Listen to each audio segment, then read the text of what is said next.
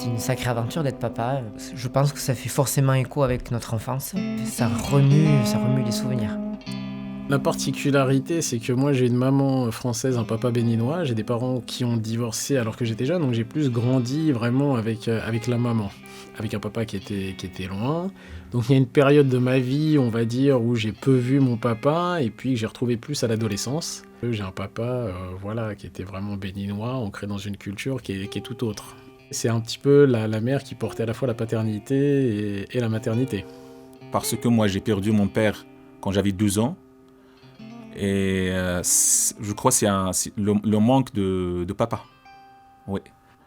Je ne crois pas que quelqu'un a pu remplacer la place de mon papa. Mais après, la maman a fait de son mieux pour combler ce manque-là. Ça a marqué aussi, si on peut dire, ma vie. À l'âge de 2 ans, c'est le début de l'adolescence. J'étais au collège. Le papa, je crois, la présence de papa est indispensable pour un enfant et surtout à cet âge-là. Moi, je l'ai connu en tant qu'un vieux, quelqu'un de vieux. Oui, parce qu'il est mort à l'âge de 84 ans. Quelqu'un de bien, quelqu'un qui a de l'expérience, quelqu'un qui a de la tendresse. Ce sont des bons souvenirs. Le rôle de mon père, c'était, pour lui, il fallait qu'il apporte l'argent à la famille. Voilà, c'est le travail. Donc il était un petit artisan peintre. Il travaillait du matin très bonne heure à très tard le soir. Et il fallait pas qu'on manque de quelque chose. Le seul échange qu'on avait, c'était quand on était à table. Moi, j'ai besoin de voir mes enfants, de faire des choses avec eux. Des petites choses qui peut-être m'ont manqué. Je m'en aperçois que maintenant peut-être. Mais j'essaie de maintenant d'être le plus proche possible de mes enfants. À 61 ans, moi je fais partie encore de cette génération de parents qui ont été élevés par des parents qui sortaient de la guerre. Donc le travail, nourrir, protéger. Et moi je voyais mon père qui était carrossier, il réparait les bagnoles le soir dans le garage pour aller les vendre, pour être sûr de partir en vacances ou de nous envoyer en vacances. Il faisait son jardin pour qu'on ait toujours à manger. Du côté de mon père, comme il est turc, oui, j'ai été pas élevé, mais en tout cas j'ai cette double culture. Alors je suis quand même très français parce que toute mon éducation elle a été faite en France et j'ai plus quand même le raisonnement de la culture française. C'était toujours un père très présent, un peu papa poule, hein, très papa poule même, avec beaucoup d'autorité, mais il a jamais été, on va dire, il a jamais été sévère. Il était autoritaire, mais naturellement. Un papa très aimant. Et moi, avec Raphaël, je reproduis forcément ce schéma-là. Non, au Sénégal, dans les familles, il n'y a pas que papa et maman et les enfants, quoi. Il y a beaucoup de monde, hein. Là où je suis né, parce que moi, je n'ai pas grandi chez mes parents. J'ai grandi chez mon oncle. Mais c'est pareil que chez mes parents, parce que c'était de grandes familles, où c'était des grandes maisons. Il y avait du monde, hein. Ah, il y a la disponibilité, hein. Il y a la disponibilité, il y a le droit d'aînesse et tout. Tu respectes quoi, les personnes âgées et tout. Si c'est au Sénégal, l'entourage, le voisinage, on est pratiquement des parents, quoi. Quand on sortait dehors, j'étais toujours très fier de mon papa. Je le voyais un peu comme un super-héros, un peu comme... Même les copains, quand ils me disaient « Oh, ton papa » et tout, enfin, je sais pas, il y avait une sorte de... Voilà, c'était mon papa. C'était quelqu'un de très fort, de très grand, enfin, c'était quelque chose de grand à mes yeux, du moins. Et puis, ce truc-là, on ne l'a toujours pas perdu. Après, mon papa, il a un handicap, donc il voit pas très bien. Je sais pas, j'ai eu toujours ce sentiment, en fait, de protection. Enfin, moi-même, j'ai eu un sentiment de protection envers mon papa. J'ai l'impression que les générations d'avant réitéraient ce qu'ils avaient vécu et faisaient la même chose avec leurs enfants.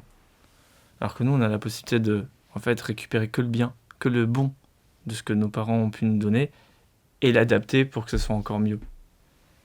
Et moi, c'est un peu aussi ça la vision de la vie. C'est pas parce que tu as été traumatisé que tu dois traumatiser ton prochain, en fait. Donc, récupère que le bon de ce qui t'a été apporté et fais encore mieux. Et tout le mal que tu as vécu ou ce que tu ressens, bah, certain pour que ça devienne une force en fait. Alors, ça y est, je suis père, je pense vraiment le jour de la naissance. Je ne suis pas devenu père. Ma femme de l'époque m'a fait devenir père. Parce qu'avant, j'étais un jeune homme, voilà, qui vivait la vie, qui bouffait la vie à 200%, sans responsabilité. Enfin, la vie était insouciante et tout allait bien, quoi. Il y a un instinct aussi paternel, parle d'instinct maternel, je pense qu'il y a un instinct paternel et je pense qu'il faut faire confiance aussi à cet instinct-là. C'était un choix délibéré on va dire, de devenir père si tardivement, parce que moi j'avais le souhait de réaliser aussi des choses, moi en tant qu'homme, non pas en tant que père, mais vraiment en tant qu'homme, pour ensuite vraiment me consacrer à ce rôle de papa pleinement, quoi.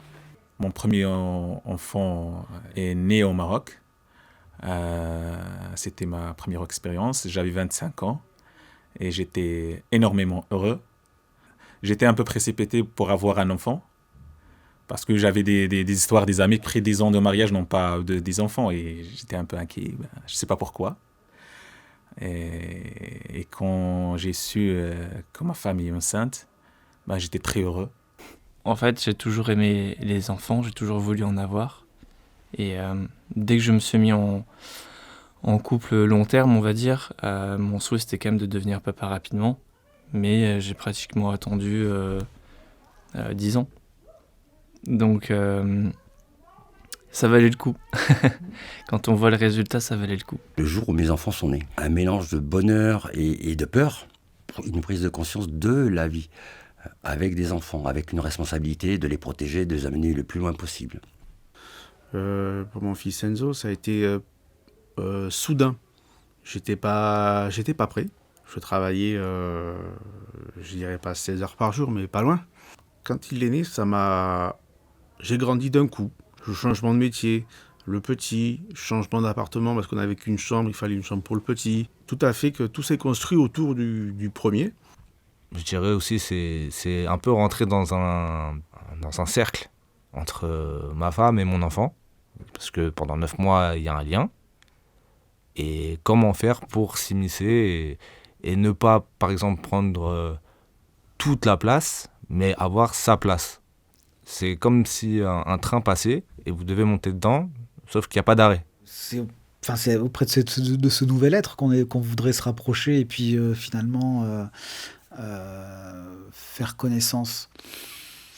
Mais ouais, tous nous, ce qu'on veut, c'est un peu être avec lui. Et c'est vrai que bon, après, voilà, l'instinct du nouveau-né aussi, il cherche la maman. Mais c'est compliqué d'analyser ça parce que on est la tête dans le guidon et puis on essaye de faire comme on peut avec nos craintes, nos angoisses, nos peurs, ce qu'on projette aussi de ce que doit être le père. Enfin voilà, après c'est quelque chose qui est caché, c'est comme un niveau qu'on ne connaissait pas en nous. Et en fait, on le débloque automatiquement à la naissance. Et plus le temps y passe, plus cette force grandit. Plus il grandit, plus ce lien grossit. Et je pense qu'il finit pas de grossir, même s'il devient adulte. Ça reste toujours aussi fort, quoi. Un enfant peut-il marcher ? Il marche parce qu'il est tombé. C'est parce qu'il tombe et qu'il retombe et qu'au bout d'un moment, il trouve son équilibre. Mais combien de fois il s'est fait mal ? Moi, je pense que je ne vais pas forcément éduquer mon fils de la même manière que j'ai été éduqué par mon père. Je ne dirais pas que c'est plus mauvais ou mieux. C'est juste une manière différente, car les époques sont différentes. On n'a pas les mêmes problématiques en tant que papa en 2023 et papa en 1992. Il y a des choses qui sont arrivées, par exemple l'Internet. Ça n'existait pas à l'époque où j'étais né. Et puis aujourd'hui, c'est une problématique que je vais devoir gérer du coup avec mon enfant de manière plus surveillée, on va dire. Parce qu'il y a des choses qui sont sympas avec l'évolution, mais il y a aussi les côtés un peu plus sombres. Parce qu'après, il y a des choses ici, tu es obligé de suivre. Hein.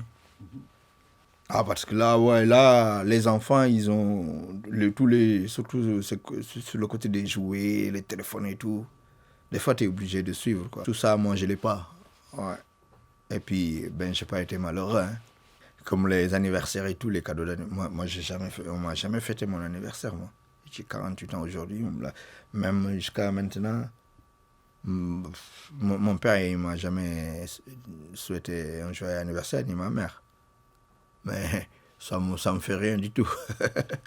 C'est par rapport des fois aux copains de classe, ou bien, voilà, lui il a ça, il a pas ça. Après, tu veux pas que ton enfant se sent un peu malheureux ou par rapport aux autres, quoi. Il faut, pour que rien leur refuser. C'est ma devise à moi, mais j'essaie de rien refuser à mes enfants. S'ils le méritent, ils auront droit à tout ce qu'ils veulent. À partir du moment où on continue de se comprendre et de communiquer ouvertement et sans tabou, parce que en fait c'est ça, hein, le problème c'est les tabous, hein, dans les familles qui créent les défiances et les frustrations. Donc moi je sais qu'on est clairement sur une éducation hyper open et pourra parler de tout, on écoutera tout et on sera rarement dans le jugement, on sera surtout dans l'accompagnement en fait. Il faut toujours leur parler, savoir ce qui se passe, si tout va bien à l'école, s'il n'y a pas d'harcèlement ou choses comme ça, parce que malheureusement il y en a partout maintenant. Donc on essaie de les protéger de tout. On essaye, on fait à notre niveau de parents, de petits-parents, mais après, il faut qu'ils se fassent aussi une carapace et se défendre tout seuls. Je sais pas si je peux me considérer comme autoritaire, mais je vais pas laisser passer des choses. Tout ce qui est lié au respect, à la propreté ou ce genre de choses, je vais être très très très carré. Il faut que l'autorité ne nuise pas aux libertés. On ne peut pas éduquer sans autorité.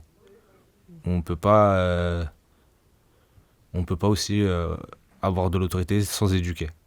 Voilà, être directif, ça ne veut pas forcément dire être mauvais parent. On ne dit pas de taper les enfants, mais leur donner des directives et des... Voilà. La vie fait que tu es censé obéir à ton patron. Si tu ne veux pas obéir, il faut que tu deviennes patron. Si tu ne veux pas que tes parents te donnent des ordres, il faut que tu deviennes grand vite. Mes parents m'ont appris à être autonome à 10 ans. Et je fais pareil avec mes enfants. Oui, il pourrait être plus autonome, mais parce que je pense que, pareil, je le couvre peut-être un peu trop. Mais ça, après, je me dis, il faut en profiter, ça ne durera pas. De leur élever de la façon qu'ils soient amis. En plus de la fraternité, il y a l'amitié, il y a à faire comprendre à l'enfant qu'il doit un peu contrôler ses émotions, qu'il ne faut pas juger les autres, qu'il faut chercher des excuses pour les autres et tout ça, ça aide. L'enfant dit qu'il comprend tout ça, il n'y a pas beaucoup de problèmes. De la découverte, du partage. Pour des parents qui ont vraiment, qui sont préoccupés par transmettre un peu leur culture d'origine, leur langue aux enfants, je crois que c'est plus de responsabilité. Parce que la langue, c'est pas juste question de culture, mais être bilingue, et c'est bien aussi pour l'enfant. De connaître l'autre, de ne pas avoir peur de l'autre, de découvrir autre chose, autre culture. De réfléchir par soi-même, d'être curieux, de ne pas prendre pour argent comptant forcément tout ce qu'on lui dit. Le respect aussi des autres, ça c'est important. Après, je pense qu'il n'y a pas une façon de faire, il y a plein de façons de faire. Et on essaye et puis on peut corriger à chaque fois, quoi. Je veux dire, c'est pas parce qu'on rate un truc, ça y est, c'est le drame, ça se corrige. Ouais, je pense qu'il faut se faire confiance. Être père, c'est un chemin. Et c'est un long chemin qui débute pour moi. Et après, voilà, j'espère ne pas trop m'écarter de ce chemin-là. Le papa doit faire un pas de plus pour se rapprocher de ses enfants, même faire des tâches qui font pas partie de ses habitudes. Et aussi la maman doit laisser un peu, doit donner plus d'opportunités ou bien laisser l'occasion au papa pour se rapprocher de ses enfants. Le papa, c'est souvent secondaire. Alors, naturellement, oui, mais je pense qu'on a un rôle primaire aussi très important. On a gagné en droit, mais est-ce suffisant? Voilà, la société doit encore évoluer, le regard, les mentalités doivent aussi changer par rapport à cela. Et puis c'est ancré, c'est très culturel même, voire religieux parfois, c'est très ancré. très stéréotypé, je le disais aussi. Et je pense qu'il faut que ça bouge. Aujourd'hui, la société évolue de telle sorte à ce que on a aussi des schémas qui bougent. Le fait d'avoir des familles avec deux papas, avec deux mamans, ça a re-questionné aussi la place de chacun. Sur ce schéma, sur ce modèle, ça... Outre voilà, les débats qu'il y avait pu y avoir politiquement, je veux dire, dans la société, ça pose quand même réflexion. Donc ils ont d'autres schémas et d'autres modèles où finalement, petit à petit, on arrive sur des générations où ça re-questionne. On a des papas qui sont plus investis, qui assument aussi cette paternité, qui veulent prendre place dans cette paternité. Et puis ce qui est bien, c'est qu'on est tous différents, on a tous des parcours différents, avec des sensibilités différentes. Enfin voilà, je pense que c'est ça, et c'est... Pour moi, voilà, on est vraiment sur cette dimension de regard croisé.